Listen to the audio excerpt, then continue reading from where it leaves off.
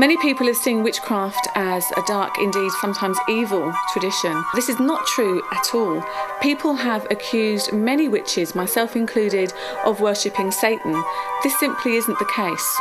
Witches do not believe in Satan. Witchcraft, indeed, is actually about the positive side of life. It's about looking at yourself, it's about working with nature, it's about enhancing your life, your existence, and the life and existence of others, of friends, of family, or those people that you choose to work with.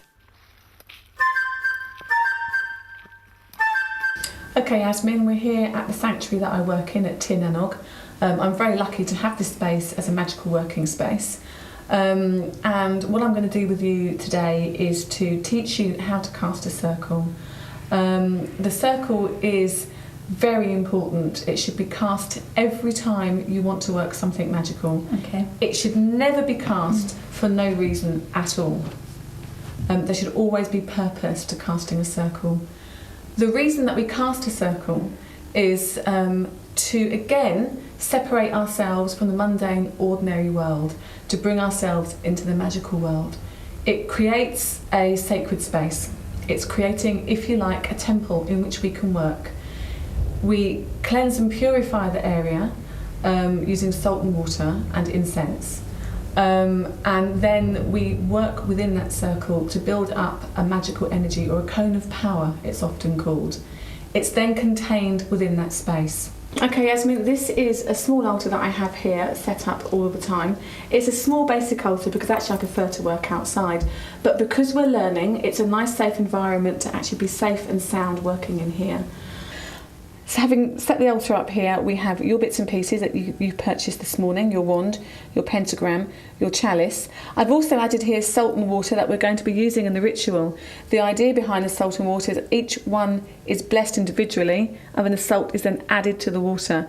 This then creates a synergy, a strength between the energies of water and salt that represents earth, which we'll then take around the circle, and I'll show you how to do that soon.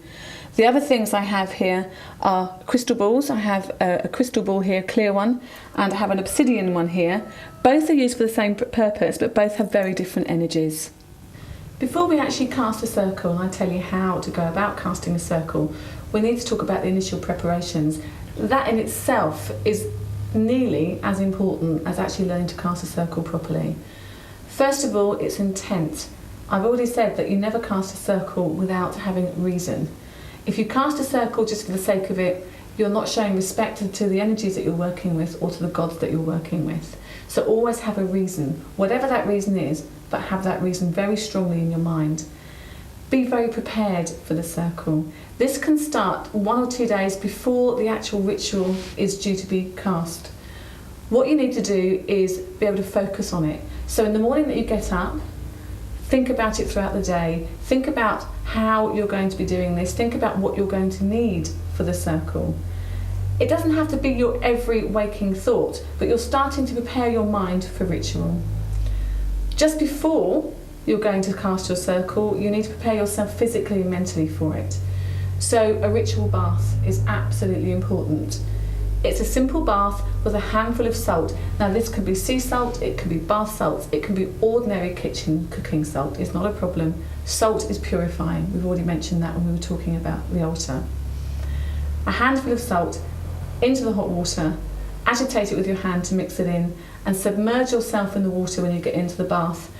When you're in the water, I want you to think about all the little bits and pieces throughout the day that might have irritated you, all the little things that you may have wanted to get done but haven't got done. You've got to let these go. These do not want to be part of your thought or makeup when you're in circle. Submerge yourself in the water fully, feel the water flow over your body, warming and relaxing you, and maybe do some breathing exercises. Breathe in, hold for a count of 2 or 3, and then breathe out again, just to get yourself into a nice relaxed state. When you're ready, pull the plug on the bath, and as the water is gurgling down the plug hole, actually physically feel everything leave you. So when you've had your bath and you've dried yourself off, you're then going to step into your robes. Okay, we all know why we're wearing robes. We're separating ourselves from the physical world and moving into the magical world, taking the persona of everyday Yasmin away and stepping into the persona of magical working Yasmin. This all helps us to fit in with the energies that we're going to be working towards. It's part of ritual. What ritual is a set of familiar steps that each of us take in the same way each time before we begin to work magically. What it does is it kind of gives you a sense of self-hypnosis. It's telling the mind that you are preparing to work for magic. It's as simple as that. When you are ready, make sure you gather in the space that you've chosen, so we're going to be working here, make sure that you have gathered everything you need for that ritual. Once circle is cast, you don't want to be halfway through and think, oh God, I've gone and left a lighter, or I don't have a candle, or whatever. You need to have everything there so that you are focused and your ritual will flow. There are very few things you need to cast a circle. We've said that intent has to be uppermost in your mind. Before you cast your circle, you need to work out in the area that you're working which way is north. We always put our altar in the north. Some people will put it into the centre of their circle, but I find for me that just limits my space and it doesn't give me the amount of space I want to work in. So traditionally my altar goes in the north. So we know this is north here because the altar's already here. So moving around the room, you then need to pinpoint the other quarters of the circle. So we have east over here. East represents air, okay? We move over to south, and south represents fire, and we move over again to west and water. So at each of the quarters we set a candle, and the candle represents that space and that energy of the particular energy that we're working with, or the particular quarter that we're working with. Each of the elementals have their own names as well. In the north, they're collectively known as gnomes. In the east, they're sylphs. In the south, they're salamanders. And in the west, they are undines. Now, these are names that you can work with if you choose, or they're images you can work with. As you go around your circle, you will start in the east, this is very traditional, and you will call in that particular energy. Now, there are often set formats and set words that many people will use. I, however, tend to want to use the words that come naturally to me. So maybe each time I cast a circle will be very different. So I may call in one quarter one way and another quarter another way. The important thing, again, with all magic, it's intent. So when you're calling the quarters, imagine east, imagine air. What does air feel like to you? How does it make you feel on your skin and inwardly? Visualise maybe a strong wind coming in and getting nearer to you. Try to feel the breeze on your face. What you are doing is calling in that element to help guard your circle and to raise the energy for any magical work that you will be doing. Then you'll move round to the south and to fire. Again, try and see a candle flame or a blazing fire in the hearth. What does fire mean to you? Fire is transformation. It will take something and change it. The simplest way is you put the ingredients of a cake together, it's a sloppy mixture. You put it into the oven, and with heat and fire, it's transformed into something very different, a cake that you can eat, and that's nutritious and nourishing. So imagine the fire, try to feel it, using words that to you invokes fire. And again, for the west and water, how does water make you feel? It's emotions, it's your tears, it's healing, it's nurturing, it's cleansing. And for north, earth, think of caves, of fields, of ploughed land, of mountains, crystals, rocks, whatever earth suggests to you. And it could be very different for me, but it doesn't matter. If you're calling it in, it has to be how it feels right to you. The voice, words are very important. Try to keep your voice at a nice low level and get some kind of feel of meter in there, a little bit of rhythm. Doesn't have to rhyme, but let it flow. Don't worry too much about what you say, because you'll stumble over your words. Close your eyes, stand there for a minute or two, ask the elementals to help and inspire you. This is what we're working with. Lastly, you will invoke the god and goddess. This is very, very important. Again, I don't work with any particular deity most of the time. I simply use the terminology Lord and Lady. In witchcraft, we believe in deity, we then further break that deity down to the male and female polarities. Now, they may have many, many different names, but we all know that in witchcraft there is one deity, one god, one goddess, and they of themselves are part of the whole. It's a bit like an orange. It has many different segments, but it's still one whole piece of fruit. Does that make sense? Yeah. Okay, so we're going to be calling on deity. When we call on deity, we look at the female attributes of the goddess and the male attributes of the god. Loving, nurturing, protective. This is what we're trying to bring into our circle. It is the ultimate protection for us so that we can then work on the levels that we need to work on. I feel a lot more drawn to working with the goddess. Is that okay, or is a balance more preferable? It's fine. I think when you're first starting out, it's good to explore one particular aspect of deity and then move on to the others. However, what you have to remember is that it is mainly about balance. You can't have male without female. You can't have female without male. So it is very, very much about bringing the two together as a whole.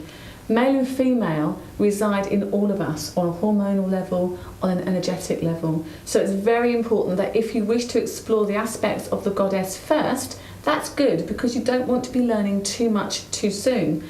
But in the back of your mind, you have to understand that her consort, the god, the horned one, is equally as important.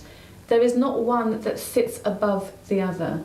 Man and woman is equal both inwardly and outwardly, and that is the way that the gods would wish us to live our lives, in harmony. It's about harmony all the way down the line, bringing people together on every single level. But yeah, looking at the goddess is certainly a good way to start. And for a young woman in particular, I think when we go through school and college and everything else, and in modern religion, we have a male religion thrown at us all the time. So certainly there is a sense of freedom when you discover the goddess, the female aspect of deity. And that is something to be explored and enjoyed, absolutely to the full. But always in your mind, you have to keep the balance there. Which is why when we work together, when I'm teaching you, we'll be working with both aspects of deity. However, we can certainly learn about aspects of the feminine divine that you feel more drawn to. Are there dangers working with magic then? Absolutely, there are dangers just crossing the road. There are dangers driving a car. Danger is out there, and if we don't act accordingly and keep ourselves safe and sound, then yes, there are dangers. Which is why it is very important that before anybody starts working magic, they have a good understanding and a good grounding in their chosen philosophy, in this case, witchcraft. There are many things that we have that will keep us safe. Working circle is one of them. But just by going through the motions of casting a circle will not keep you safe. Always, always have utmost intent and purity when you're working magically. And does it matter about any previous religious background? Not at all. There is truth in every single religion in the world. I think that witchcraft teaches that there are many paths to enlightenment, many pathways to God, if you like, and each person has a right to follow the path that they choose. None are better than the others. They're all equal. And I think you can take a lot from a religious path that you have travelled maybe as a youngster or with your family. It's about respecting your chosen path towards the future and having equal respect for the path that perhaps you're leaving. None are better than the other. Is homosexuality okay in witchcraft? Absolutely. We're working with the male and female divine on every single level. We're working within a group with men and women, but the male and female is within each of us. Your sexuality does not matter within witchcraft. You can worship the gods, be they male or female, whether you are straight, homosexual, or whatever. There is no homophobia in witchcraft. Many people that I work with are gay, and they bring a beautiful energy to ritual and witchcraft, the same as anybody else would. Right, you're going to be casting your first circle today, Yasmin. We've spoken about it in the past, but are there any questions you want to ask me just to clarify some of the points? I'd like to clarify why we cast circles. Good question. It's a protective energy. We cast a circle to aid our own protection. When you cast a circle and you call in everything that you need to call in, you are actually making it a safe and sacred place to work in. So not only is it protective, but it becomes your sacred space where your energy can grow and flow within the circle. It helps to raise your own personal energy and also, therefore, the energy that you're raising within the circle. We call it raising a cone of power. And at the pinnacle of your work, that energy is released. That's one of the main reasons. But it also helps you to focus your own energy. It gives you a space in which you can be, concentrate and focus absolutely on the goal ahead. And why do we always work with the elements? The elements they're really important. We call the elements in when we cast a circle. Again, they aid our work, they protect our circle. We work with the 4 main elements of earth, air, fire and water. Each of the elements has its designated quarter. For instance, we have earth in the north, and that is usually where we base our altar. Not everybody will have their altar in the north. Some may have it in the east, some may have it in the centre of the circle. We're going to be working later on within the centre, but usually I have my altar set in the north. And north is earth. Earth is very grounding. Then we move along to the east. East is air. That's where we call in the elementals of air, often known as sylphs. And then we have fire in the south, the salamanders, which are very passionate, hot-blooded creatures. And then in the west we have water and the undines. And they're very healing, but they also connect to our ancestors as well. When you call in your circle and you have each of the quarters in place, they are guarding that area of your circle. So they are protecting you, keeping you safe, but also lending their energies to your work. So we treat them with great respect. Partly what you will be doing within your training is getting to know each of the elements on a personal level. You will be working for a set time with each of the elements as individual elements so that you get to know how they feel to you, but that will come later. So I know that we work with the elements, but are we invoking the god and goddess? Yes, we do, all the time. This is their temple. The elementals will guard and protect the god and goddess you will call into your circle when you're worshipping, when you're performing magic, or when you're just performing any of your rites. I tend to think of them as the Lord and Lady. They're the feminine and masculine divine. Though within all of us we have male and female elements within each of us, and they're also without us. So to call them in is an act of worship, if you like, but also again they will bless any energies you raise. They will help to bless any workings that you're going to partake in. It's also important to remember that although we personify the god and the goddess, the Lord and the Lady, they have many different aspects and many different names. But it's important to realise that although they are 2 individuals in themselves, they also coalesce as a whole.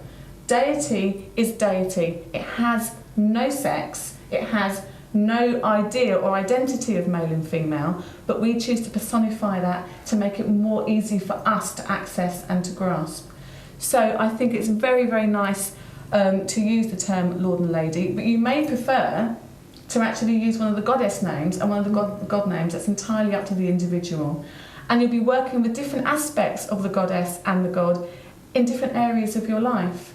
So because you're young, you may want to work with the maiden aspect of the goddess. Because I'm older and a mother, I tend to work with the mother aspect of the goddess. And older people might want to work with the crone. So I guess one of the most important questions is, how do I cast a circle? Okay, casting a circle, there is a set format, but I don't want people to get bogged down with getting it absolutely correct. Once you know the set format, how you then vocalise your calling in of the energies is a completely personal thing. One thing I will always stress is that you speak from the heart. It's very, very important. When you cast a circle, it is important that you have everything in the space that you are going to use be it indoors like we are today or outdoors, that everything is gathered and ready. Once the circle is cast, you don't want to be in and out of your circle because you've forgotten matches or charcoal or incense or something. So make sure you're very focused.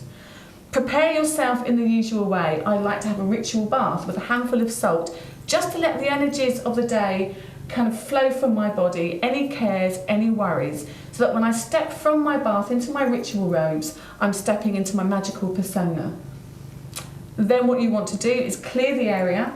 Make sure you set your candles at the correct quarters. So a compass is always necessary so that you can work out where north is, and from that everything else will have its direction. Sit for a moment just in quiet contemplation. Think of the work ahead.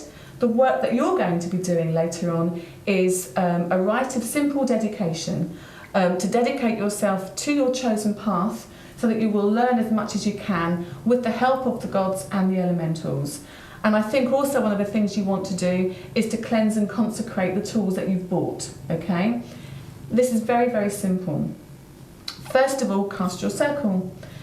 Spend some time in contemplation. When you're ready, starting at the east, which for here is over this side of us, with your wand or your athame, whichever tool you feel comfortable with, walk around in a clockwise direction and push your energy through your chosen tool and cast your circle. Visualise. For me, it's a very light, vibrant blue light, okay? Visualise the light forming around and casting your circle. It takes concentration. When you're ready, step back into your centre of your circle, bless your salt and water, however it seems fit to you. Water obviously represents the element of water, and salt represents earth, okay? Salt has always been seen as a creature of consecration and of cleaning and of cleanliness and of raising energies. Bless the salt, bless the water, add 3 pinches of salt to the water and bless the union between water and earth. Take that around, just lightly flicking, so that you're consecrating and strengthening the circle with the elements of earth and with water. Next, you need to light a charcoal disc, add some incense to it, and then take that around the circle, and that will of course be the elements of air and fire. So you're then blessing, consecrating and strengthening the circle with the elementals of air and fire. When that's done, come back to the centre, pick up your wand or your athame, again whatever feels comfortable for you, and starting at the east you will be calling in the elemental of air. Now I want you to stand for a moment or two in front of each of the quarters as you're calling in each individual elemental and visualise that elemental. It can be, as far as air is concerned, you can see the trees bowing in the wind. You can see a storm being created, the wind rushing towards you. Try to imagine what that feels like with the wind on your face. Call it in, see it coming, okay? Ask the elemental to step forward, but do this with grace and with gratitude. Ask the elemental to lend protection and to raise the energy of your circle.